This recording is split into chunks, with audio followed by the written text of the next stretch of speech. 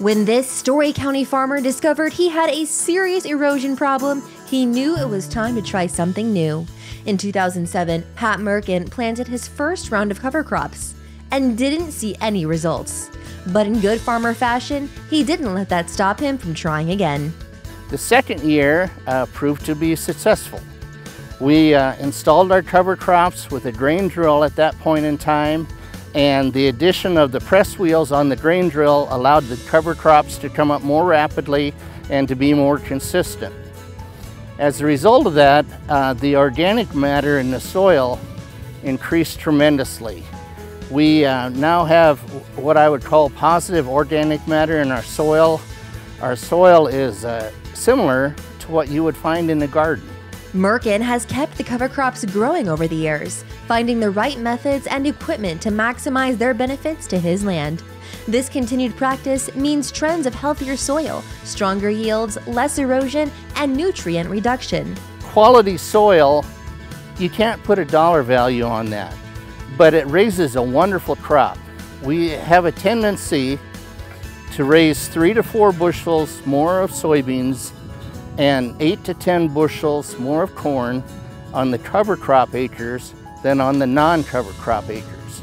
And as Merkin approaches the 2021 growing season, he's stepping up efforts even more by participating in an Iowa Soybean Association strip trial.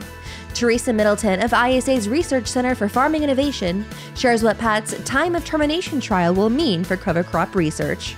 For cover crop time of termination trials, we like to kind of see the difference in cover crop biomass that we can achieve without causing any detriment to the cash crop. So especially going ahead of beans, like Pat's going to here, we can usually get away with a little more biomass without any harm to the cash crop, and we like to try to do that in order to get the maximum soil health benefit that we can from the practice. Come spring, ISA will advise Pat on when to terminate the cover crop.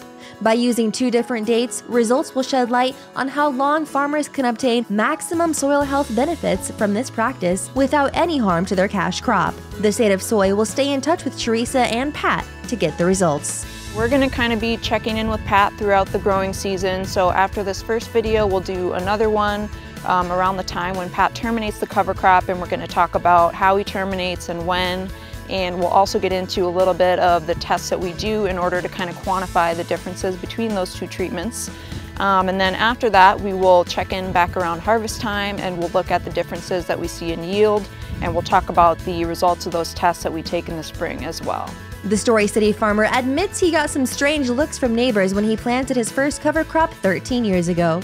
But he says looking back, and with the improvements he's made throughout the years, it was a decision he's glad to have made and encourages others to do as well. As with anything new, watch your investment very carefully in machinery, watch your processes, watch your seed costs, but do it fully and completely, because I believe it's a very valuable option. Nobody's ever going to pay you a lot of money to raise a cover crop, but I think ethically it's the right thing to do.